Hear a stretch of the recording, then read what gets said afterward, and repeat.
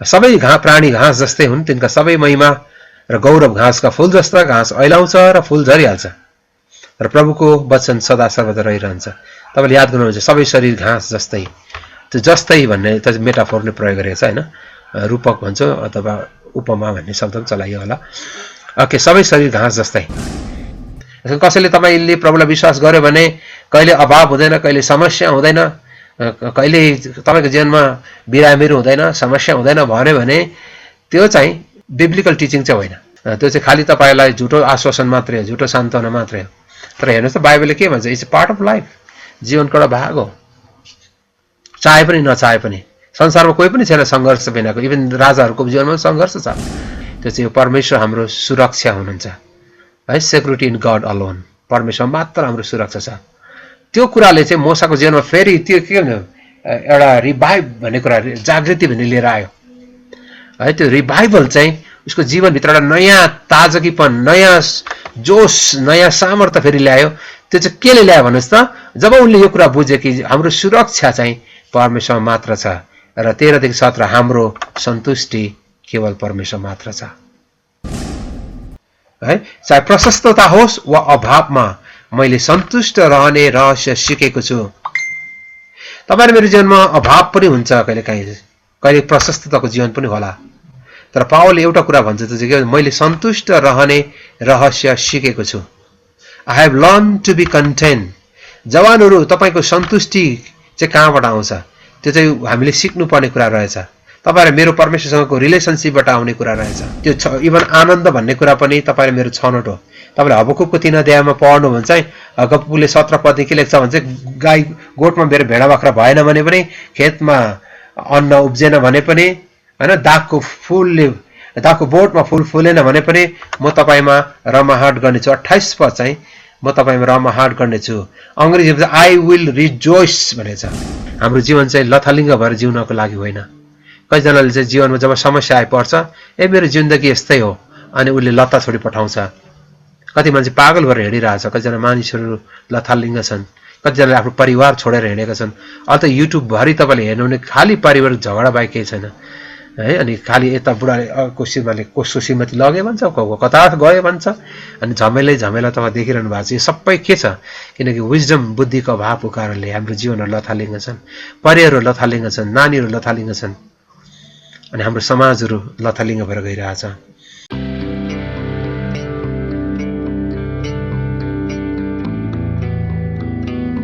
भजन सङ्ग्रह 90 बाट बोल्न गइरहेको छु। अनि आज मात्रै हामीले हाम्रो जीवनको लागि, हाम्रो मण्डली इतिहासमा बहुमूल्य व्यक्तिलाई, बहुमूल्य रत्नलाई गुमाएको हामी सबैलाई याद नै छ र हामी सबै यो कुराबाट दुखित छौँ, तर पनि एक प्रकारले हामी खुसी पनि छौँ, किनकि हामीसँग भएको महिमित आशाको कारणले गर्दाखेरि। र यसैसँग कतिजनाको हाम्रो जीवनमा थुप्रै प्रकारका हाम्रो जीवनमा डरहरू, भयहरूबाट हामी गुजिराखेका छौँ। त्यो कुरालाई पनि मैले एड्रेस गर्नको लागि मैले स्लाइडली आज दिउँसो यो प्यासेजलाई चेन्ज गरेर म कुनै दिन तपाईहरुको बीचमा त्यो विषयमा बोल्ने नै छु र बाइबलले सफलताको विषयमा। तर अहिले म तपाईहरुको बीचमा चाहिँ हाम्रो जीवनका समयहरू, हाम्रो टाइमको बारेमा म तपाईहरुसँग विशेष गरी कुरा गर्न गइरहेको छु। हजुर, हामीहरू अहिले यो खण्डलाई पढ्ने छौँ, भजन सङ्ग्रह 90 लाई। कतिजनाले तपाईँ स्क्रिनमा देख्दै हुनुहुन्छ, म यहाँ सबैको लागि पढ्न गइराखेको छु। हे परम प्रभु, पुस्तादेखि पुस्तासम्म तपाईँ हाम्रो वासस्थान हुनुभएको छ। पहाडहरू उत्पन्न हुनुभन्दा अघि अथवा तपाईँले पृथ्वी र संसार सृजन अघि अनादिदेखि अनन्तसम्म तपाईँ नै परमेश्वर हुनुहुन्छ। तपाईँ मानिसलाई धुलोमा फर्काउनुहुन्छ र भन्नुहुन्छ, ए मानिसका सन्तान हो, धुलोमा फर्किजाऊ, किनकि तपाईँको दृष्टिमा 1000 वर्ष हिजो बिताएका एक दिन जस्ता मात्र छन्, अथवा रातको एक पहर जस्तै। तपाईले मानिसलाई मृत्युको निन्द्रामा बगाइलानुहुन्छ। तिनीहरू बिहान पलाउने घाँस जस्तै छन्, यद्यपि त्यो बिहान मौलाउँछ, बेलुकी त्यो सुक्छ र ओइलिन्छ। हामी तपाईको क्रोधमा भस्म भएका छौँ र तपाईको आक्रोशमा हामी आतंकित हुन्छौँ।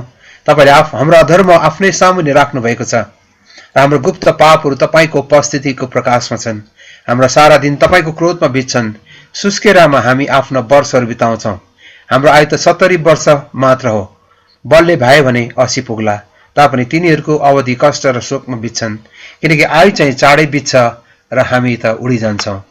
तपाईको क्रोधको शक्ति कसले जान्दछ र? किनकि तपाईको क्रोध तपाईलाई दिनुपर्ने भए जतिकै ठूलो छ। हाम्रो आयु ठिकसँग गन्न हामीलाई सिकाउनुहोस् र हामी बुद्धिको हृदय प्राप्त गर्न सकौं। हे परमप्रभु, नम्र हुनुहोस्, अझै कति बेर लाग्ने हो? आफ्नो दासहरूमाथि दया गर्नुहोस्। बिहान आफ्नो नटल्ने करुणाले हामीलाई तृप्त पार्नुहोस् र हामी आफ्नो जीवनभर रमाएर गाउन सकौं। जति दिन तपाईले हामीलाई कष्ट दिनुभयो, जति वर्ष हामीले दुःख भोग्यौं, त्यति दिन हामीलाई आनन्दित तुल्याउनुहोस्। तपाईको कार्य तपाईको सेवकलाई प्रदर्शन गरिउन् र तपाईको वैभव तिनीहरूका छोराछोरीका प्रकट होस्। हाम्रा परमप्रभु परमेश्वरको निगाह हामीमाथि रहोस् र हाम्रा हातका कामहरू हाम्रा निम्ति दृढ पारिउन्। हो, हाम्रा हातका कामहरू सुदृढ पारिदिनुहोस्। हामी सबैले भन्नेछौँ आमेन। अब सबै छोटो प्रार्थना गर्छौँ। परमेश्वर पिता, पुत्र, पवित्र आत्मा, तपाईको वचन हामीले पढेका छौँ भने परमेश्वर तपाईँ हामीसँग यो बेलुकी के बोल्न चाहनुहुन्छ? यस वचनद्वारा हामीलाई तपाईँ परमेश्वर यो राति फेरि पनि हामीलाई प्रेरणा दिनुहोस्। तपाईको वचन नै हाम्रो जीवन हो। तपाईको वचन नै हाम्रो बाटोको निम्ति उज्यालो हो अनि हाम्रो गोडाको निम्ति बत्ती हो। परमप्रभु, हामी तपाईको चरणमा आउँदछौँ। तपाईँ भन्नुहुन्छ जसको कान छ त्यसले सुनोस्, आत्माले मण्डलीलाई के भन्नुहुन्छ। पवित्र आत्मा, हामी तपाईलाई स्वागत गर्छौँ। तपाईको उपस्थितिको लागि तपाईलाई धन्यवाद। येशू ख्रीष्टको पवित्र अनि उच्च नाममा आमेन। आज भजनसंग्रह यो 90 चाहिँ दाउदको एउटै मात्रै गीत चाहिँ भजनसंग्रह राखिएको छ। हामी सबैलाई थाहा छ भजनसंग्रह लगभग 150 वटा गीतहरूद्वारा सङ्कलित छन्। लगभग 72-73 वटा जति दाउदले लेखे। आसापले अराउन्ड मेरो बिचमा 11-12 वटा जति लेखे हैन। कोरवंशीहरूले लेखे 12 वटा जति। अनि थुप्रै अरू लेखक छन्। सोलोमनको 2 वटा गीतहरू समावेश गरिएका छन्। हेमा एतानहरू भन्ने थुप्रै व्यक्तिले पनि लेखेका छन्, उनीको कन्ट्रिब्युसन छ। अरू थुप्रै गीतहरू जस बाइबल भजनसंग्रहमा राखिएका छन्। कतिजनाको लेखकहरू हामीलाई थाहा छैन। तर आजको खण्डको तपाईको शीर्षकमा हेर्नुभयो भने चाहिँ यसको शीर्षकमा नै लेखेको छ। त्यो चाहिँ के लेखेको छ भन्दा चाहिँ अनन्त परमेश्वर र नश्वर मानिस प्रभु भक्त मोसाको प्रार्थना भनेर लेखेको छ। त्यसले गर्दा चाहिँ अब हामीलाई दोधार भएन यो गीत कसले लेखेको भनेर। अनि भजनसंग्रह 90 चाहिँ मोसाले लेखेको गीत हो। अब मोसाले जब यो गीत लेखे, जब उनी चाहिँ इजरायलीहरूलाई लिएर मिस्रबाट उनी कनानको यात्रामा थिए, उजाड स्थानमा इजरायलीहरूको जीवनलाई उनले निहाले। तपाईले आजको पुरै तपाईले गीत हेर्दाखेरि चाहिँ तपाईलाई थाहा हुन्छ, एउटा कुरा चाहिँ महसुस हुन्छ कि मोसाले यो गीत चाहिँ उनको जीवनको अन्ततिर उत्तरार्धतिर आएर लेखे र उनले इजरायलीसँग जति पनि टाइमहरू बिताए मरुभूमिमा, उजाड स्थानहरूमा र इजरायलीको जीवनलाई उनले निहाल्दै आफ्नो जीवनको अन्ततः उनले यो गीत लेखेर गए। अनि यो गीतबाट तपाईँ र मेरो लागि थुप्रो बहुमूल्य सन्देशहरू पनि लेखिएका छन्। मोसाका थुप्रै गीतहरू उनको अघिल्लो पेन्टाट्युक भन्छ हैन, पञ्चदलीय पुस्तकमा पनि लेखेका छन्। र तपाईले इभन प्रस्थानको पुस्तक हेर्नु भने 15 अध्यायमा जब उनीले 14 अध्यायमा लाल समुद्र तरे 15 अध्यायमा उनले गीत गाए। अनि त्यो चाहिँ स्तुतिको गीतहरू, विजयको गीतहरू उनले गाए। मोसाले अरू थुप्रै गीतहरू उनको मृत्युभन्दा अगाडि पनि उनले थुप्रै गीतहरू लेखेर गए र मोसाको अरू गीतहरू अरू ठाउँमा लेखेका छन्। तर यो उनको महत्त्वपूर्ण गीत चाहिँ भजन संग्रहमा एउटा मात्रै समावेश भएको छ। अनि आजको गीतमा चाहिँ विशेष गरी चाहिँ इजरायलीहरूको जीवनलाई निहाल्दै कसरी इजरायलीहरू चाहिँ उजाड स्थानमा नै तिनीहरू यङ एजमा नै नष्ट भइरहेका थिए। तपाईले आजको खण्डमा हेर्यो भने चाहिँ तपाईले 10 पदमा मोसाले के भने भन्दा चाहिँ हाम्रो आयु त 70 वर्ष मात्र हो, बलले भयो भने 80 पुग्ला भन्छ। मोसा आफै चाहिँ 120 वर्ष बाँचे, हामी सबैलाई याद छ। तर इजरायलीहरूको सरदर आयु चाहिँ त्यही 70 वर्ष भनेर मोसाले यहाँ लेख्दैछन्। र बलले भयो भने कतिजना चाहिँ 80 वर्ष पनि बाँच्लान्, तर प्राय चाहिँ मानिसको आयु चाहिँ 70 वर्ष मात्र हो भने। किन भन्दा चाहिँ उनीहरूको त्यो उजाड स्थानको जीवनलाई निहाल्दाखेरि र उनीहरूको जुन प्रकार गणगणको जीवनहरू, उनले जुन प्रकारले परमेश्वर प्रतिको भक्तिमा उनले जीवन बिताउनु पर्ने हो, जुन प्रकारको रमाहाटको जीवन उनले जिउनु पर्ने हो, त्यो उनले जिउन सकेनन्। र उनीहरूको आफ्नै जीवनको गणगणको कारणले गर्दाखेरि चाहिँ सारा इजरायलीहरू चाहिँ मरुभूमिमा नै नष्ट भइरहेका थिए। उनीको जीवनलाई याद गरेर मोसाले जीवनमा एउटा बुद्धि परमेश्वरबाट प्राप्त गरे। त्यो बुद्धि चाहिँ आज तपाईँ र मलाई लेखेर गएका छन्। यसको साम 90 चाहिँ भन्छ 90 चाहिँ विजडम सङ भन्छौँ है, बुद्धिको गीत हो। आज त्यो बुद्धि, त्यो विजडम चाहिँ तपाईँ र मैले यहाँबाट बोकेर जानुपर्छ। आजको यो सेवाबाट जानुभन्दा अगाडि मोसाले चाहिँ के बुद्धि उनको जीवनको 120 वर्ष लामो उनको लामो जीवनबाट उनले जुन बुद्धि परमेश्वरको उपस्थितिमा हासिल गरे त्यो बुद्धि चाहिँ पवित्र आत्माले जुन उनलाई देखाउनु भयो त्यो बुद्धि चाहिँ उनले गीतमा लेखेर गए अनि त्यो बुद्धि चाहिँ तपाईँ र मेरो लागि हो अनि खाली यो चाहिँ मोसाको गीत मात्रै हैन तर परमेश्वर मोसाद्वारा यो गीतमा हामीसँग पनि बात गर्दै हुनुहुन्छ आजको जवान जेनेरेसनहरुलाई युवा पुस्ताहरुलाई अनि हामी सबैजनालाई परमेश्वरले जुन विजडम जुन बुद्धि दिन गइरहनु भएको छ त्यो चाहिँ एकदम महत्त्वपूर्ण कुरा छ किनकि अहिले हामीहरु पेन्डेमिक टाइममा पनि छौं अनि थुप्रै प्रकारका अनिश्चितता डर भएका समयहरुबाट हामी छौं यो समयहरुमा हामीले यो वचनबाट परमेश्वर हामीसँग कसरी बोल्नु हुनेछ र आजको जेनेरेसन र जवान पुस्ताहरुले चाहिँ जीवनमा जो मोसाले जस्तो जीवनको उत्तरार्धमा गएर जीवनलाई बुझ्ने होइन तर जीवनको यो समयमा नै हामीले यो कुरालाई हामीले बुझ्न सकौं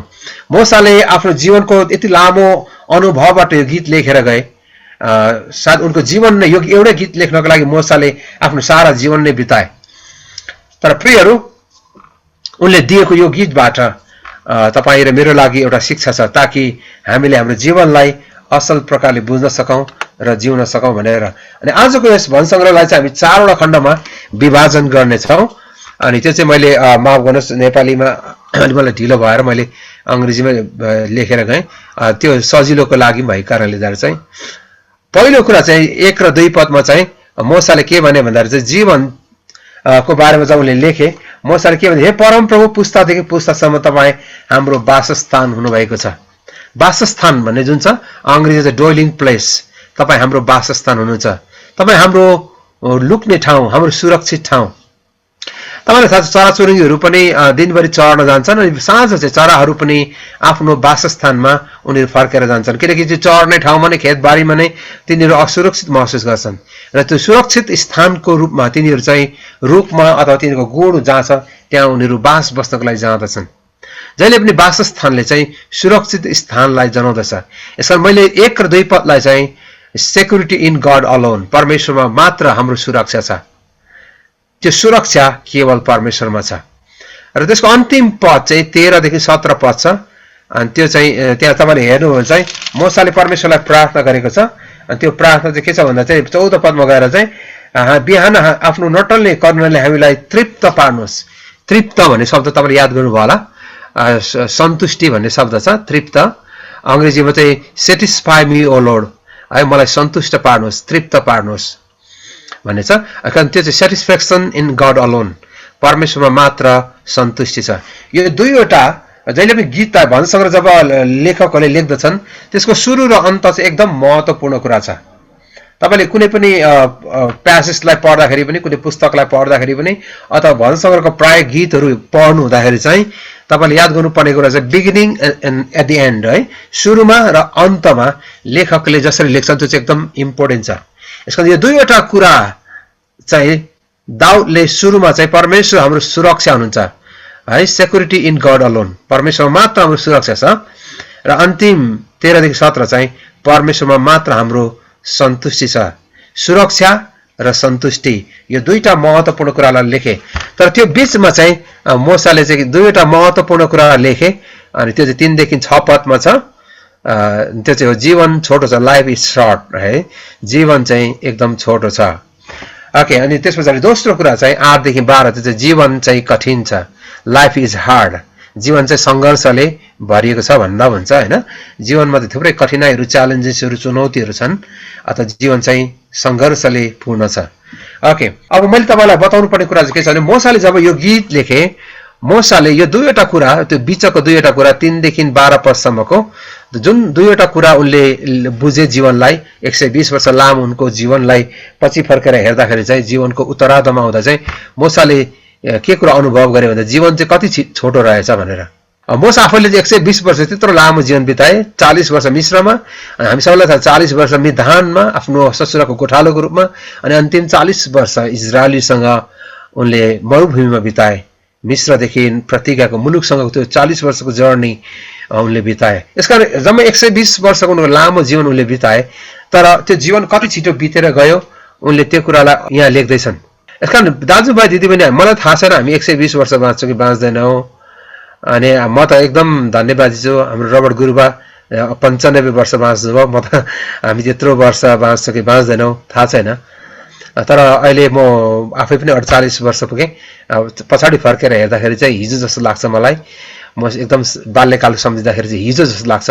टाइम कतिखेर बितेर गयो मैले कतिचोटि म पछाडि फर्केर हेर्दाखेरि चाहिँ म त्यो अकल्पनीय लाग्छ। समयहरू कति चाँडो बितेर गयो। म 48 वर्ष पुगेँ आज होइन। 48 वर्षलाई पछाडि फर्केर हेर्दाखेरि चाहिँ जीवन कतिखेर कुदेर गयो म कल्पना पनि गर्न सक्दिनँ। तपाईँले कहिलेकाहीँ चाहिँ त्यो घन्टालाई मात्रै नहेर्नुहोस् कि मिनटलाई मात्रै नहेर्नुहोस्, कहिलेकाहीँ त्यो सेकेन्डको काँटालाई पनि हेर्नुहोस् होइन। अहिले त अहिलेको घडीहरूमा त सेकेन्डलाई पनि विभाजन गर्ने त रुर कुदिरहेको हुन्छ है। कोही बेला त म सेकेन्ड काँटा चाहिँ हेर्नु मन लाग्दैन, यति छिटो कुदेको हुन्छ।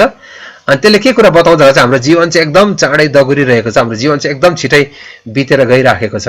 अनि यहाँ मोसाले बडो महत्त्वपूर्ण कुरा के लेखे भन्दाखेरि चाहिँ 4 पदमा छन्, तपाईँको दृष्टिमा 1000 वर्ष हिजो बिताएको एक दिन जस्तै मात्रै छन्, अथवा रातको एक पहर जस्तै, रातको एक पहर, रातको एउटा एक रात जस्तो मात्रै छ।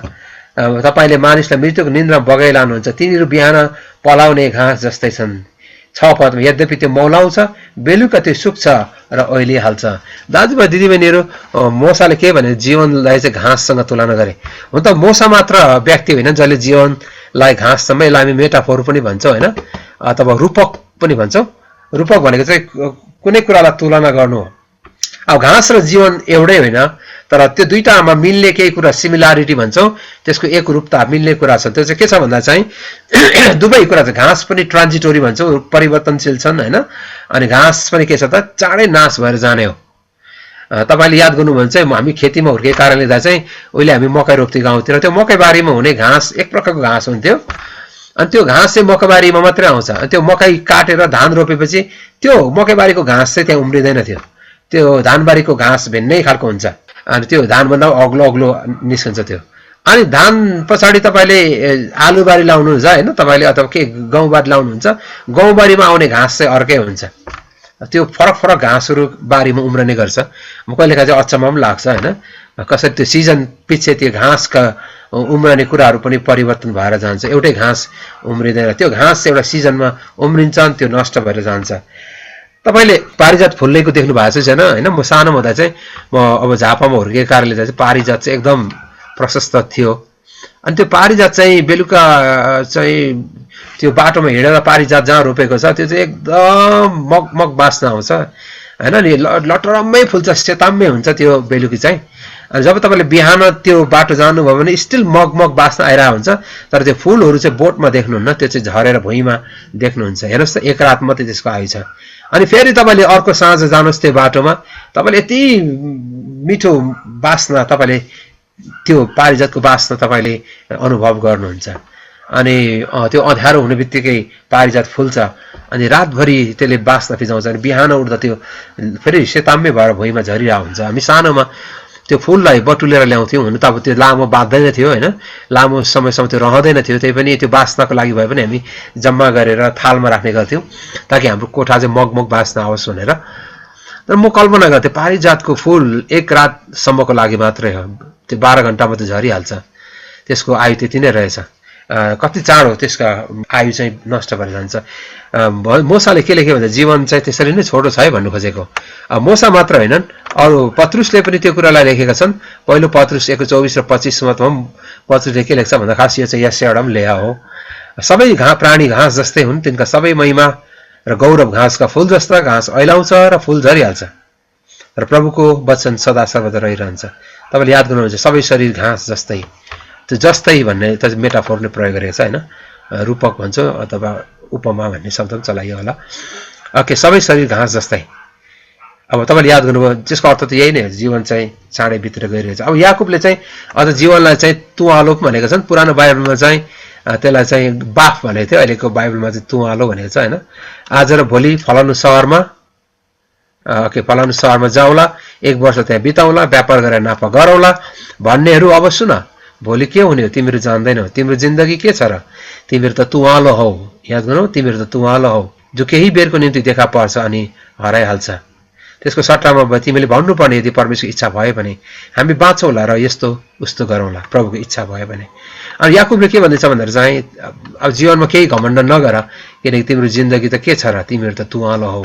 अनि मैले भने पुरानो नेपाली बाइबल चाहिँ बाइबल सोसाइटीद्वारा पहिलाको लिखित अनुवादित बाइबलमा चाहिँ जीवन चाहिँ बाफ जस्तै हो। अहिले तुवालो भनेको त तुवालो हामी फगीहरू स्टिम फगी चाहिँ भने हुन्छ होइन। अब अहिले पुरानो बाइबललाई हेऱ्यो भने चाहिँ अब कित्लीको टुटीबाट तपाईँले बाफ निस्केको देख्नुहुन्छ, त्यसको 2 फिट माथिबाट तपाईँले त्यो बाफ फेरि देख्नुहुन्न, त्यो चाहिँ बिलाइहाल्छ। अब फगी नै तपाईँले तुवालो भन्नु भने मधेसतिर पनि तुवालो लाग्छ, मैले त्यति काठमाडौँ दिएको छैन, मधेसतिर पनि तुवालो लाग्छ अनि बिहान एकदम जोड लाग्छ, तर दिउँसो घाम हुने बित्तिकै त्यो तुवालो बिस्तारै हट्दै जान्छ। र विशेष गरी तपाईँको कतिजना पहाड जानुहुन्छ होइन, तुवालोहरू चाहिँ आउँछ। म प्रायः जस्तो चाहिँ यो तुवालो भन्ने बित्तिकै मलाई चाहिँ इलामको चिया बगान मलाई जहिले याद हुन्छ होइन। एकछिनमा उज्यालो हुन्छ है, तपाईँलाई फोटो खिच्नु मनपर्छ चियाबारीमा, फिकलतिर तपाईँ जानुभयो भने चाहिँ होइन। अनि फोटो खिच्नु आँटे बेला फेरि तुवालो आउँछ, ड्याममै बाटो छिर्दिन्छ, चियाबारी पुरै सेताम्मै हुन्छ। अनि फेरि आधी घन्टापछि त्यो तुवालै हुँदैन, किन त्यो तुवालो हावाको बेगसँगै हराइहाल्छ। अब जीवन चाहिँ याकुबले के भन्छ, जीवन चाहिँ तुवालो जस्तै बाफ जस्तै चाँडै बितिजान्छ। यसकारण तिमीले घमण्ड नगर, म यसो गर्छु त्यसो गर्छु, प्रभुको इच्छा भयो भने म यसो गर्नेछु। यसकारण प्रियहरू, हाम्रो जीवन चाहिँ छोटो छ। हामी सबैले बुझ्नुपर्ने कुरा चाहिँ लाइफ इज भेरी सर्ट है, जीवन चाहिँ एकदम छोटो छ। त्यस पछाडि चाहिँ मूसाले के भने भन्दा चाहिँ अर्को महत्त्वपूर्ण कुरा चाहिँ 7 देखि 12 पदसम्म चाहिँ त्यसलाई चाहिँ उनले भने जीवन चाहिँ सङ्घर्षले पूर्ण छ। ओके, जीवन चाहिँ सङ्घर्षले पूर्ण छ। द लाइफ इज हार्ड, सङ्घर्षले भरिएको छ, कठिन छ। अनि तपाईँले तल आएर उसले के भन्छ भने हामी त तपाईँ क्रोधमा भस्म भएका छौँ। 8मा तपाईँले हाम्रो अधर्म आफै सामुन्ने राख्नु भएको छ, हाम्रो गुप्त पापहरू तपाईँको प्रकाशमा छ। 9 पदमा हाम्रा सारा दिन तपाईँको क्रोधमा बित्छन्, सुस्केरामा हाम्रा वर्षहरू बिताउँदछौँ। हेर्नुहोस् त, सुस्केरा भनेको के बुझ्नुहुन्छ? सुस्केरा भनेको चाहिँ अब उसले हामी पाहाडतिर चाहिँ खुइ काट्नु भन्छ होइन। तपाईँ जब धेरै यात्रा गर्नुहुन्छ, हिँड्नुहुन्छ, त्यो तपाईँ थकित हुनुहुन्छ अनि तपाईँ सुसेली मार्नुहुन्छ, सुस्केराहरू, त्यो चाहिँ के हो भन्दा चाहिँ तपाईँ थकित हुनुहुन्छ, जीवनमा त्यो कठिनाइहरूबाट भएर तपाईँ जानुहुन्छ। जीवनमा हामीले त्यस्तो समयहरू पनि छन्, एकदम अप्ठ्यारो समयहरूबाट हाम्रो जीवन गुजिरहेको हुन्छ। जीवनभित्र थुप्रै सङ्घर्षहरू पनि छन् है, स्ट्रगलहरू छ। Is a part of life. जीवनभित्र भएको सङ्घर्षहरू, च्यालेन्जेसहरू इज पार्ट अफ लाइफ। परमेश्वरले हाम्रो जीवनमा दिनुभएको एउटा अभिन्न भाग हो। यसको हामी तर्सिनु पर्ने, डराउनु पर्ने कुरा छैन।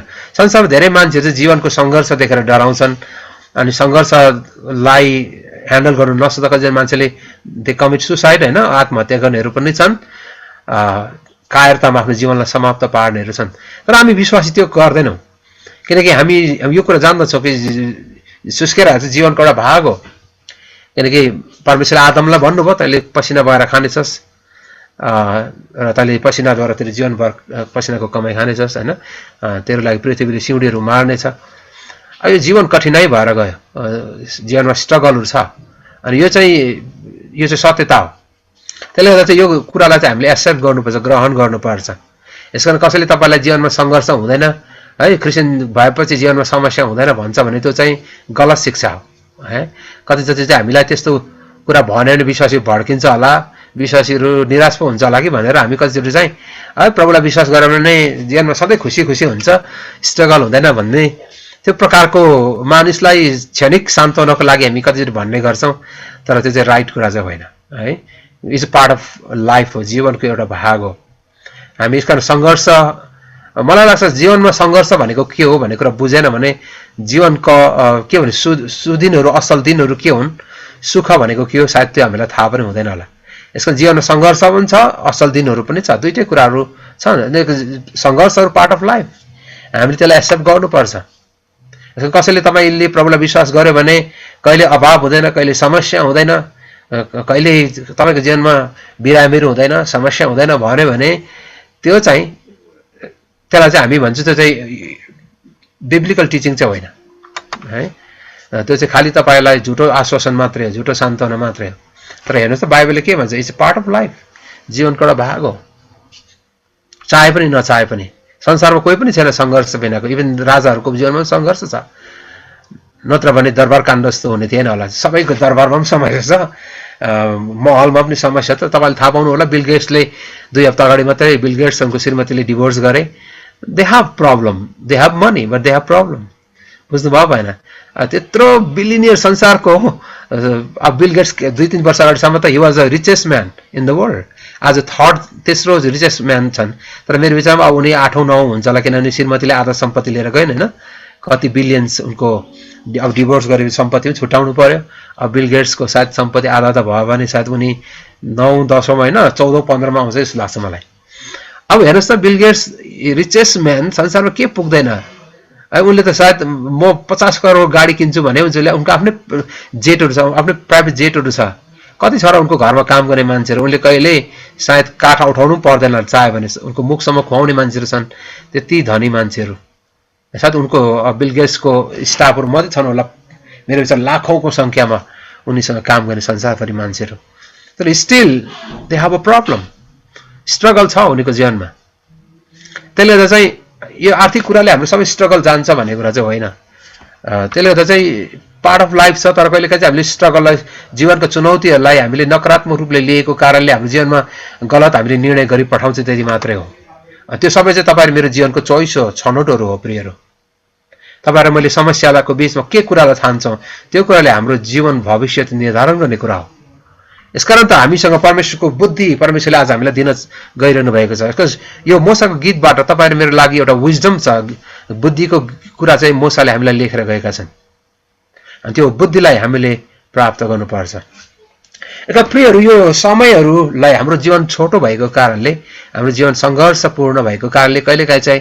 हामी फ्रस्ट्रेट मोसाले यो दुईटा कुरा जब हेरे 3 to 12 3 पददेखि 12 पदसम्म जीवन छोटो छ जीवन संघर्षले भरिएको छ भन्ने कुरा पत्ता लगाएपछि चाहिँ मोसा चाहिँ नेपालीमा हच्के भन्छ हैन उनी चाहिँ त्यो कुराबाट अलिक निराश पनि भए कतिवटा हाम्रो जीवनमा पनि हामी जीवनलाई पछाडी फर्केर हेर्दाखेरि चाँडै जीवन बितिरहेको देख्दा हामी पनि कति फ्रस्ट्रेट हुन्छौं हैन अनि हाम्रो जीवनको संघर्षहरु देख्दाखेरि हामी पनि कहिलेकाहीँ झस्किन्छौं यो दुईटा कुराबाट मोसा झस्किए तर उनको गीत चाहिँ त्यही एन्डिङ भएको छैन 12 पदमै अन्त हुँदैन तर कन्टिन्यु रूपमा 17 पदसम्म यो गीत लेखिएका छन् अनि त्यसपछि मोसाले के भन्यो भन्दा चाहिँ 13 देखि 17 पदमा चाहिँ हाम्रो सन्तुष्टि केवल तपाईमा मात्र छ यसकारण मोसाले के परमेश्वरलाई प्रार्थना गरे भन्दा चाहिँ तपाईको कहिल्यै नटल्ने करुणाले हामीलाई तृप्त पार्नुहोस् है satisfy O lord with your unfailing mercy अथवा मर्सी भनौं लभ जे भनेको हुन्छ नि तपाई ह्यासेट हिब्रूमा छ हैन तपाईको कहिले नटल्ने अनन्तसम्म रहने प्रेम भने पनि अचूक प्रेम तपाईको नटल्ने प्रेम नटल्ने कृपा तपाईको दया जे भने है त्यो कुराले हामीलाई सधैँ सम्हाल्नुहोस् तृप्त पार्नुहोस् ओके तपाई र मैले जब जीवनलाई हेर्छौं यो दुई कुराहरुबाट हामी सबैजना नै फ्रस्ट्रेट हुन्छ कहिलेकाहीँ निराश पनि हुन्छौं हामी कहिलेकाहीँ झस्किन्छौं कहिलेकाहीँ हामी निराश पनि हुन्छौं होला तर मोसाले त्यसपछि दुईवटा कुरा लेखे त्यो चाहिँ के हो त अघि मैले 1 र 2 पदमा पढे त्यो चाहिँ परमेश्वर हाम्रो सुरक्षा हुनुहुन्छ है सेक्युरिटी इन गॉड अलोन परमेश्वर मात्र हाम्रो सुरक्षा छ त्यो कुराले चाहिँ मोसाको जीवनमा फेरि त्यो के हो एउटा रिभाइभ भन्ने कुरा जागृति भन्ने लिएर आयो है त्यो रिभाइभल चाहिँ उसको जीवन भित्र एउटा नयाँ ताजगीपन नयाँ जोश नयाँ सामर्थ्य फेरि ल्यायो त्यो चाहिँ केले ल्यायो भन्नुस् त जब उनले यो कुरा बुझे कि हाम्रो सुरक्षा चाहिँ परमेश्वर मात्र छ र 13 देखि 17 हाम्रो सन्तुष्टि केवल परमेश्वर मात्र छ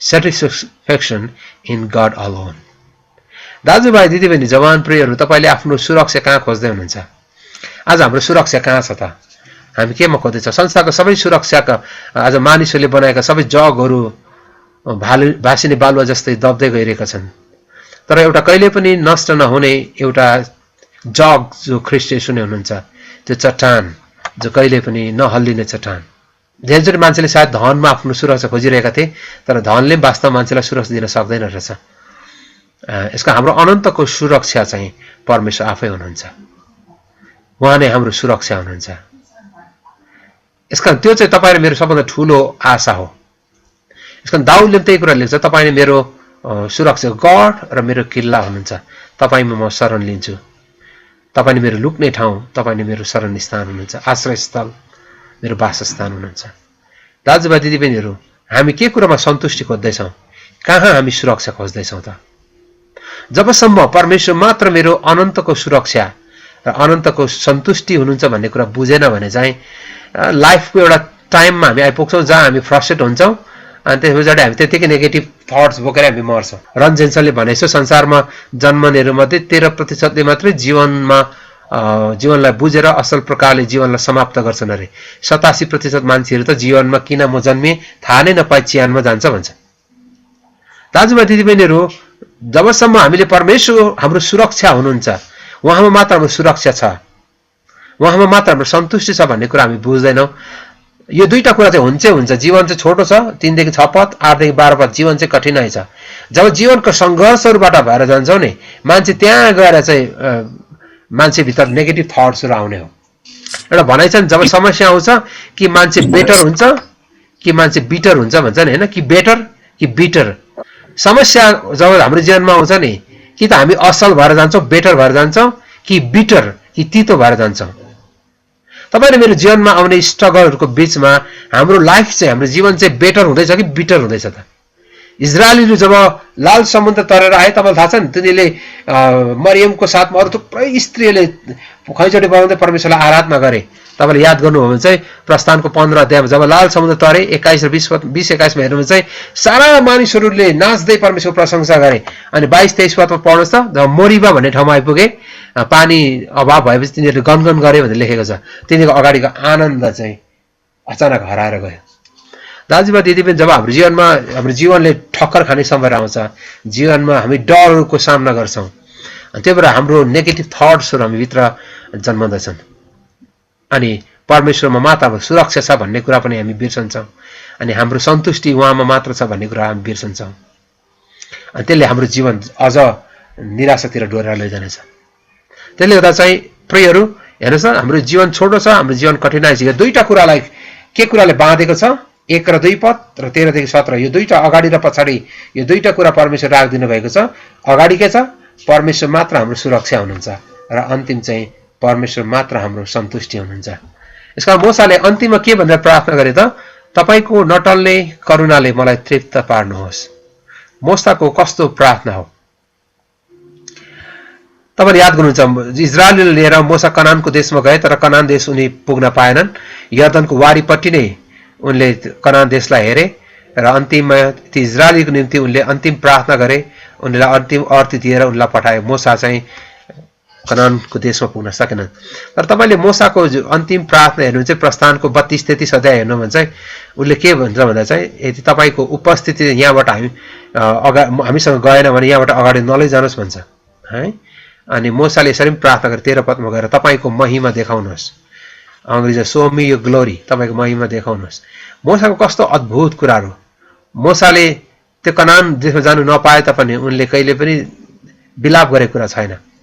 र मूसालाई चाहिँ परमेश्वरको उपस्थिति चाहिँ ठुलो कुरा थियो। अनि त्यसमा उनले भने, तपाईको महिमा देखाउनुहोस्, सो मी योर ग्लोरी। उनले परमेश्वरको महिमा हेर्ने कत्रो ठुलो उनको तृष्णा, कस्तो ठुलो इच्छा, किन उनलाई यो कुरा थाहा थियो कि उहाँको महिमाले मात्रै मूसालाई सन्तुष्टि दिन सक्दथ्यो। अन्त त्यो महिमा चाहिँ देखाउनुहोस्। दाजुभाइ दिदीबहिनीहरू, तपाईँ र मेरो जीवनमा हामीले खोजेको कुरा चाहिँ के हो? हामी के कुरामा सन्तुष्टि छौँ? हामीलाई के कुराले सन्तुष्टि दिन्छ त यो संसारमा? भौतिक कुराले पनि हामीलाई सन्तुष्टि दिन सक्दैन। यसकारण सन्तुष्टि चाहिँ पावलले के भन्छ भने फिलिपीको 4 अध्यायमा हेर्दाखेरि चाहिँ 11-12 पदमा चाहिँ त्यो सन्तुष्टि चाहिँ फिलिपीमा पावलले के भने भन्दा चाहिँ त्यो चाहिँ हाम्रो छनौट पनि हो, होइन?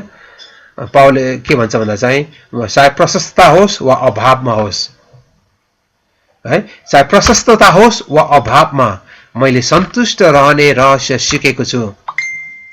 तपाईहरु मेरो जीवनमा अभाव पनि हुन्छ कहिलेकाहीँ, कहिले प्रशस्तताको जीवन पनि होला, तर पावलले एउटा कुरा भन्छ त्यो चाहिँ के, मैले सन्तुष्ट रहने रहस्य सिकेको छु। I have learned to be content। जवानहरु, तपाईको सन्तुष्टि चाहिँ कहाँबाट आउँछ? त्यो चाहिँ हामीले सिक्नुपर्ने कुरा रहेछ। तपाईहरु मेरो परमेश्वरसँगको रिलेसनशिपबाट आउने कुरा रहेछ। अनि संसारमा अहिलेको रिसर्चले त्यही कुरा भन्छ, सन्तुष्टि मान्छे सबैभन्दा खुसी मान्छे संसारमा को हो भनेर अहिलेको रिसर्चले के पत्ता लगायो भने चाहिँ धेरै मान्छेले के सोचेछ, जोसँग पैसा धेरै छ, जो चाहिँ ठुलो पदमा छ, त्यो मान्छे चाहिँ सन्तुष्टि हुन्छ भन्ने सोचेका थिए। त्यो सबै मान्छेको अवधारणा त्यही नै, मान्छेको खुसीको लागि चाहिँ, सन्तुष्टिको लागि चाहिँ यही दुईटा कुरा चाहिन्छ भनेका थिए। प्रशस्त धन हुनु अनि ठुलो स्थान हुनु, यो चाहिँ मान्छेको जीवनको लागि सबैभन्दा खुसीको क्षण हो भनेको थिए। तर पछि रिसर्चले थाहा पायो जोसँग असल सम्बन्धहरू छ त्यो मान्छे संसारमा सबैभन्दा खुसी मान्छे हो। अनि म तपाईलाई बताउँदा त्यो असल सम्बन्ध, त्यो रिलेसनशिप चाहिँ परमेश्वरसँगको रिलेसनशिप अनि एकअर्कासँगको रिलेसनशिप। यसकारण परमेश्वरसँग राइट रिलेसनशिपबाट मात्रै आउने कुरा हो। यसकारण सन्तुष्टि चाहिँ तपाईहरु मेरो परमेश्वरको सम्बन्धबाट बग्ने कुरा हो, सिक्ने कुरा हो। यसकारण हामीले यो कुरा पनि सिकौं, यो पेन्डेमिक टाइममा पनि त्यो इभन आनन्द भन्ने कुरा पनि तपाईहरु मेरो छनौट हो। तपाईले हबकुकको 3 अध्यायमा पढ्नु भने चाहिँ हबकुकले 17 पदमा के लेख्छ भने चाहिँ गाई गोठमा मेरो भेडा बाख्रा भएन भने पनि, खेतमा अन्न उब्जेन भने पनि, हैन, दागको बोटमा फूल फुलेन भने पनि म तपाईमा रमाहाट गर्नेछु। 28 पद चाहिँ म तपाईमा रमाहाट गर्नेछु। अंग्रेजीमा आई विल रिजोइस भनेछ। आई विल रिजोइस, त्यो आनन्द गर्नेछु, तपाईमा रमाहाट गर्नेछु भन्ने चाहिँ त्यो चाहिँ हबकुकको व्यक्तिगत छनौट हो। दाजुभाइ दिदीबहिनी, त्यो छनौट चाहिँ, त्यो आनन्द चाहिँ तपाईँ मेरो छनौट हो। सन्तुष्टि तपाईँ मेरो परमेश्वरसँगको छनौट हो। यसकारण तपाईले हबकुकको जीवनमा त्यो सजिलो बाटोहरू थिएनन्। तपाईलाई थाहा छ बेबिलोन आएर यहुदालाई ध्वस्त बनाउन आँटेको थियो। बेबिलोनले आएर कैदमा लानेवाला थियो। त्यो घटना भन्दा अगाडिको कुरा हो। अनि त्यो वचन पूरा हुन आँटेको थियो। अनि हबकुकले यो कुरा महसुस गर्छ। उनलाई थाहा थियो बेबिलोनका सेनाले सम्पूर्ण यहुदाका भेडा बाख्राहरू तरवारले ध्वस्त बनाउने थिए। त्यहाँका अंगुरका बोटहरू रथका पाङ्ग्राहरूले ध्वस्त बनाउनेवाला थिए। त्यसो भयो भने कसरी अंगुरको फूल फुल्न सक्छ र? जब लाखौं बेबिलोनका सेनाहरूले ती यहुदामा रोपेका अंगुरका बोटहरू तहस नहस गर्नेवाला थियो। त्यस्तो बेला अंगुरको बोटमा फूल फुल्नेवाला थिएन। तर त्यो भयो भने पनि म रमाहाट गर्नेछु। दाजुभाइ दिदीबहिनी, परिस्थिति त हाम्रो कठिनहरू होला, तर आनन्द तपाईँ मेरो छनौट हो। सन्तुष्टि तपाईँ मेरो छनौट हो। मेरो यही प्रार्थना, जवानहरू, तपाईले राइट कुरालाई छनौट गर्नुहोस्। सन्तुष्टि परमेश्वरमा मात्र छ। यसकारण मोसाले जस्तै हामी परमेश्वरलाई भन्न सकौं, तपाईको नटल्ने करुणाले मलाई तृप्त पार्नुहोस्। आज हामीहरू चाहिँ सन्तुष्टि अरू थुप्रै कुरामा खोजिराखेका छौं। अनि हामी त्यो नपाउँदाखेरि चाहिँ हामी अझ धेरै फ्रस्ट्रेट, निराशा भएर पनि जान्छौं। त्यसले त मोसाले अन्तिम प्रार्थना गरे। अनि त्यो प्रार्थना चाहिँ म तपाईको बिचमा पढ्दै छु। त्यो चाहिँ 12 पद मलाई साह्रो मन पर्छ। उनले चाहिँ के भनेर प्रार्थना गरे हेर्नुस् त। यसकै 12 पदमा, हाम्रो आयु ठीकसँग गन्न हामीलाई सिकाउनुहोस्। Teach us to number our days, र हामी बुद्धिको हृदय प्राप्त गर्न सकौं, that we may gain a heart of wisdom। हामीले बुद्धिको हृदय प्राप्त गर्न सकौं। हेर्नुस् त, हाम्रो आयु ठीकसँग गर्न हामीलाई सिकाउनुहोस्। त्यसको अर्थ चाहिँ के हो त? हाम्रो आयु ठीकसँग गर्नु भनेको चाहिँ के हो? To count our days, number our days, हाम्रा दिनहरू गन्न सिकाउनुहोस्। त्यसको अर्थ यही नै हो। बाँकी जो जीवन छ, प्रत्येक जीवनका यी समयहरूलाई मैले ठीकसँग प्रयोग गर्न सकौं, त्यसको लागि मलाई तपाईले बुद्धि दिनुहोस्। बुद्धिलाई मैले प्राप्त गर्न सकौं, बुद्धिको हृदयलाई प्राप्त गर्न सकौं। जवानहरू, we all need to ask God and pray to God for his wisdom। हामी सबैले यो कठिन समयहरूमा, यो पेन्डेमिक टाइमहरूमा पनि हामीले परमेश्वरको बुद्धि माग्नु परेको छ। तपाईले परमेश्वरलाई के माग्दै हुनुहुन्छ यो समयहरूमा? हामी यो कठिन समयहरू के माग्दै छौं? होला आर्थिक खाँचोहरू, थुप्रै अभावहरू पनि होलान्, तर मोसाले भन्छ हामीलाई बुद्धि दिनुहोस्। तपाईँ याकुबको पनि 1 अध्याय पढ्नु भने चाहिँ त्यही कुरा लेखेको छ। एकदेखि तपाईले 7 पद 8 पदसम्म पढ्नु भने चाहिँ 5 पदमा चाहिँ याकुबले के भन्ने भन्दा चाहिँ कसैलाई बुद्धिको अभाव छ भने उसले नझर्किकन दिनुहुने परमेश्वरलाई बुद्धि मागोस्। तर त्यसको कन्टेक्स्ट चाहिँ, सन्दर्भ चाहिँ, परिवेश हेर्नुस् त, त्यो के को बारेमा लेखेको? त्यो चाहिँ तपाईले 2 पददेखि 4 पदसम्म देख्नुहुन्छ। तिमीले नाना किसिमका, विभिन्न किसिमका कष्टहरू भोगिरहेका छौ भन्छ। त्यसको 2 देखि 4 पदसम्म चाहिँ है, विभिन्न किसिमका, त्यसको ग्रीकको अनुवाद चाहिँ the different colours of trials, विभिन्न रङले भरिएका ती कष्टहरूबाट तिमी गइरहेका छौ। अकल्पनीय भिन्न भिन्न प्रकारका चुनौतीबाट तिमीहरू गइरहेका छौ। अनि त्यो बेलामा तिमीहरू आनन्द सम्झ। अनि त्यसपछि उनले 5 पद लेख्छन्, तिमीले नझर्किकन दिनुहुने पितालाई बुद्धि माग। किनभने त्यो ट्रायल्सलाई, त्यो कठिनाइको समयमा हामीलाई जिउनको लागि चाहिँ हामीलाई बुद्धि पनि चाहिन्छ। तपाईँ र म हाम्रो जीवनको समस्याहरूको सामना गर्नलाई के माग्छौं? है। तर याकुबले हामीले सिकाउँछ बुद्धि माग, अनि मूसाले परमेश्वरलाई बुद्धि मागे, मलाई बुद्धि दिनुहोस्, बुद्धिको हृदय प्राप्त गर्न सकौँ, किनकि मेरो टाइमलाई, हाम्रो समयलाई ठिकसँग बिताउन सकौँ। यसका प्रियहरू, हामीलाई परमेश्वरले, हामी सबैलाई परमेश्वरले प्रशस्त समय दिनुभएको छ होइन। हामीलाई इक्वल्ली समान रूपमा तपाईँ अनि मलाई परमेश्वरले समयहरू दिनुभएको छ। तपाईँलाई मलाई नै परमेश्वरले दिनमा 24 घण्टै दिनुभएको छ, घन्टामा 60 मिनटै दिनुभएको छ, 1 मिनटमा 60 सेकेन्डै दिनुभएको छ, अनि वर्षमा 365 दिनै हामीलाई दिनुभएको छ। अनि यो टाइमलाई, यो जीवनकै समयलाई हामीले ठिकसँग जिउनको निम्ति परमेश्वरले हामीलाई बुद्धि अनि ज्ञान दिनुभएको होस्। हाम्रो जीवन चाहिँ लथालिङ्ग भएर जिउनको लागि होइन। कतिजनाले चाहिँ जीवनमा जब समस्या आइपर्छ, मेरो जिन्दगी यस्तै हो, अनि उसले लत्ता छोडी पठाउँछ। कति मान्छे पागल भएर हिँडिरहेछ, कतिजना मानिसहरू लथालिङ्ग छन्, कतिजनाले आफ्नो परिवार छोडेर हिँडेका छन्।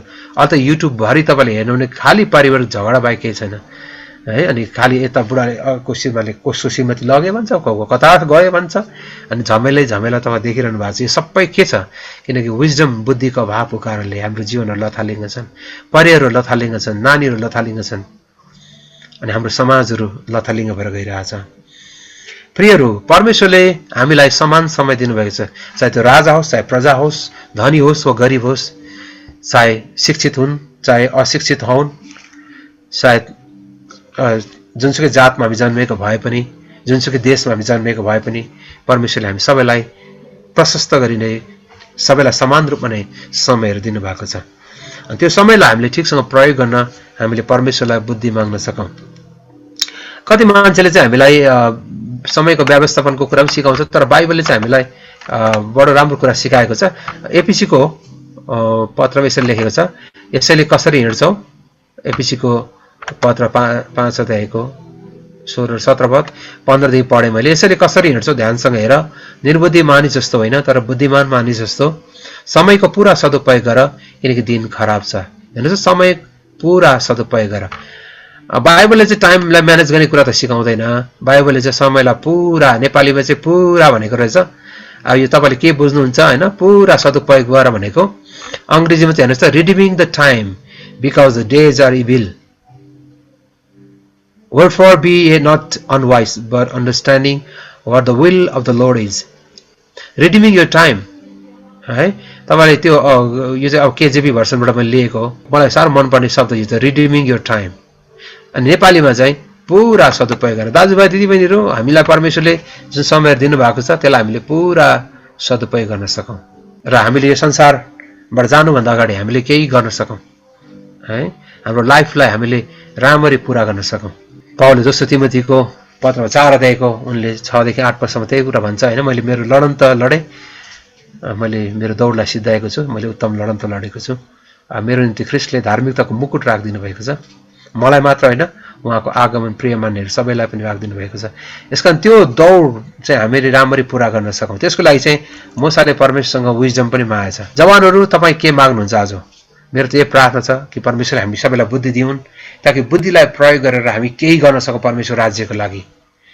यस्तो खालको एउटा जीवन जिउँ ताकि हामी अरूलाई इम्प्याक्ट गर्न सकौँ है। मलाई आज रबर्ट गुरुबाको मृत्युको विषयमा थुप्रो फोटोहरू आयो, अनि मैले सबैलाई यता एन्सर दिनु सकेन, तर मैले 1-2 ठाउँ लेखेँ। मैले एउटा शब्द चाहिँ बिहान हाम्रो मनोज सरले लेख्नु भएको थियो, मैले उहाँको स्ट्याटस, उहाँले जुन प्रोफाइलमा हाल्नु भएको थियो रबर्ट गुरुबाको विषय, मैले एउटा शब्द मेरो मनमा आयो, अनि हि लिभ्ड वेल भनेर मैले असल जीवन जिउनु भयो।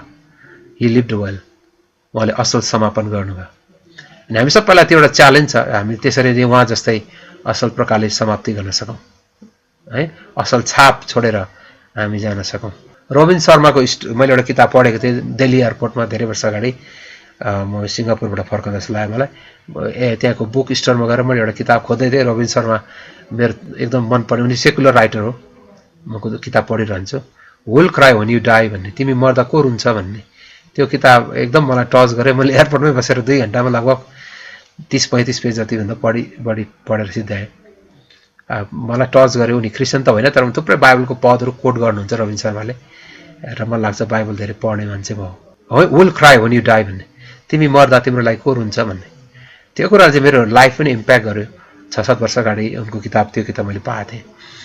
प्रियहरू, let's live a wonderful life है परमेश्वर दिनुभएको यो जीवन सुन्दर प्रकारले हामी जिउन सकौँ जवानहरू एन्जोय योर लाइफ जीवनलाई आनन्द पनि गर्नुहोस् अनि सोलोमनले पनि हितोपदेशमा त्यही कुरा लेख्छ हैन तिम्रो जीवनलाई तिमीले आनन्द गर हामीले आनन्द पनि गर्नुपर्छ तर एउटा कुरा चाहिँ हामीले बिर्सनु हुँदैन सबै कुराको लेखा चाहिँ परमेश्वर चाहिँ लिनुहुन्छ त्यो कुरालाई ध्यानमा राखेर जो परमेश्वरले लाइफ तपाईलाई दिनुभएको छ मेरो त एउटै हो जस्ट एन्जोय योर लाइफ तपाईको जीवनलाई आनन्द पनि गर्नुहोस् तर परमेश्वर डरमा चाहिँ रहेर है अनि यो जीवनमा चाहिँ हामीले आनन्द चाहिँ गर्नै पर्छ परिवारसँग नानीहरुसँग जवानहरू दिस इज द टाइम है परमेश्वरले यो बेस्ट लाइफ तपाईलाई दिनुभएको छ एउटा भनाइ छ नि लाइफ इज ब्युटिफुल जीवन चाहिँ एकदम सुन्दर छ एन्जोय दैट लाइफ तर परमेश्वरको भय राखेर यो जीवनलाई आनन्द गर्नुहोस् त्यो आनन्द चाहिँ मैले भने नि भौतिक कुराले मात्रै हुने कुरा होइन त्यो आनन्द चाहिँ परमेश्वरसँगको रिलेसनशिपबाट आनन्द बग्ने कुरा हो है तपाईको परमेश्वरको रिलेसनशिप राइट रिलेसनशिप बनाइराख्नुहोस्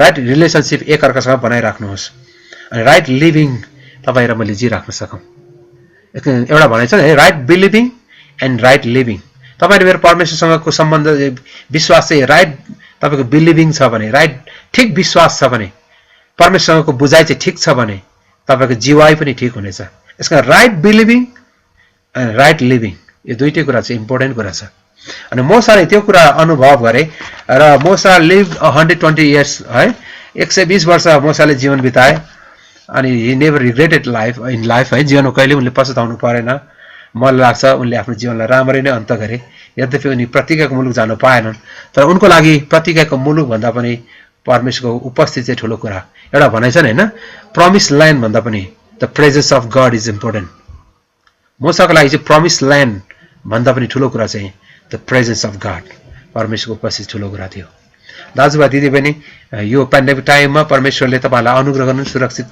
राखुन् किनकि उहाँ नै हाम्रो अनन्तको सुरक्षा हुनुहुन्छ हाम्रो वासस्थान पनि हुनुहुन्छ ही इज आवर ड्वेलिङ प्लेस तपाईले नेपालीमा वासस्थान भने चाहिँ कसरी बुझ्नुहुन्छ मोसाले जब यो रहस्यलाई लेखे ही इज माई ड्वेलिङ प्लेस भने चाहिँ मेरो वासस्थान मेरो लुक्ने ठाउँ जहाँ म आराम गर्छु जहाँ म उहाँसँग निदाउँछु अनि दाउदले त्यो कुरा बुझेको थियो तपाईलाई थाहा छ नि उनको छोराले अब्सलोमले दाउदलाई मारुलाई खेद्दै थियो नि यहुदाको मरुभूमिमा हैन त्यो बेला लेखेको भनसँग 3 अध्याय पढ्नुस् त उले के भन्छ मलाई 10,000 सेनाले घेरे पनि म डराउँदिन हैन दाउद त एक्लै एनगदीमा भागेको हो नि तपाईलाई थाहा छ नि दाउद राजगद्दी छोडेर भाग्दै गर्दा चाहिँ आफ्नै सेनाले दाउदलाई माथिबाट त्यो एनगदीको त्यो किनार त्यो यहुदाको मरुभूमिको किनारमा चेपबाट भाग्दै गर्दा चाहिँ माथिबाट ढुङ्गा हान्छ दाउदलाई हैन दाउदले आफ्नै सेनाहरुले पनि दाउदलाई विश्वास गर्दैन अन्तिममा अनि दाउद रुँदै भागेको बेला लेखेको गीत हो त्यो 3 अध्याय भन्छ 3 अध्याय दाउदले के भन्छ मलाई 10,000 सेनाले घेरे पनि म डराउँदिन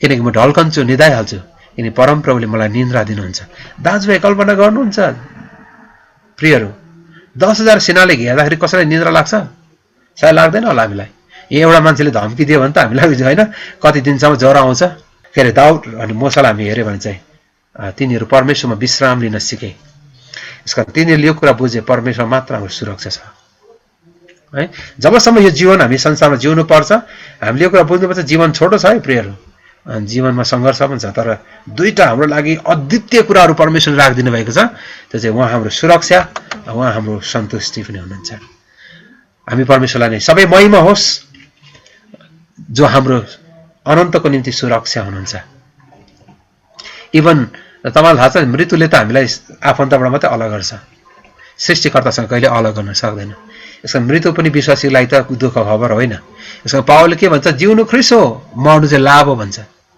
ख्रीष्टको निम्ति जिउनु चाहिँ मेरो लागि ख्रीष्ट हो तर म मर्नु पर्यो भने त्यो मेरो लागि लाभ हो फाइदा हो कस्तो ठुलो दृष्टिकोण कस्तो उच्चतम दृष्टिकोण किनकि पावल परमेश्वरसँगै जोडिएको मान्छे अनि आज मोसाले हामीलाई यही विजडम दिएका छन् हामी यही प्रार्थना गरौँ प्रभु तपाईले मलाई बुद्धि दिनुहोस् तपाईले जो जीवन मलाई दिनुभएको छ यसलाई मैले ठीकसँग बिताउन सकौं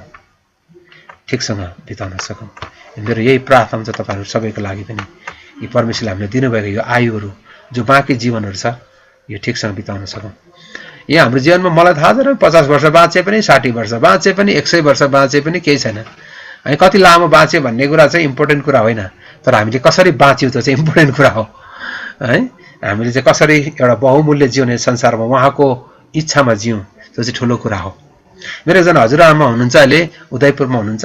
म केही वर्ष अगाडि उहाँलाई भेट्नु गएको थिएँ। आज उहाँ 112 वर्ष हुनुभयो। म 109 वर्ष उहाँ हुँदाखेरि 3 वर्ष अगाडि उहाँलाई भेट्नु गएको थिएँ। उहाँ धानबारीमा काम गर्दै हुनुहुन्थ्यो। 109 वर्षको बोजू आज 112 वर्ष पुग्नुभयो। परमेश्वरलाई धन्यवाद। मलाई लाग्छ उहाँ 115 वर्ष चाहिँ बाँच्नुहुन्छ जस्तो लाग्छ, 16-17 वर्षसम्म। यति लामो जीवन उहाँले जिउनुभयो। परमेश्वरलाई महिमा होस्। उहाँले प्रभुलाई चिन्नुभयो, त्यो चाहिँ सबभन्दा मेरो जीवनको लागि ठुलो कुरा हो। तर प्रियहरू, हामी सबैले बुझ्नुपर्ने कुरा छ, यो जीवन जो परमेश्वरले बेस्ट लाइफ हामीलाई दिनुभएको छ, यो चाहिँ हामीले उहाँको निम्ति बेस्ट भएर जिउन सकौँ है। अनि यो कुराको निम्ति परमेश्वरले हामी सबैलाई बुद्धि अनि ज्ञान पनि दिउन्। र हामी डराउनु पर्दैन, किनकि उहाँ हाम्रो अनन्तको सुरक्षा र अनन्तको सन्तुष्टि पनि हुनुहुन्छ। God bless you all. जवान भाइ बहिनी, हामी सबै प्रियहरूलाई, प्रभु दासहरूलाई प्रभुले प्रशस्त अनुग्रह गरून्। यो पेन्डेमिक टाइममा परमेश्वरले हामी सबैजनालाई सुरक्षा राखुन्। Thank you so much. God bless you all. प्रभुले हामी सबैलाई आशिष दिउन्। Thank you.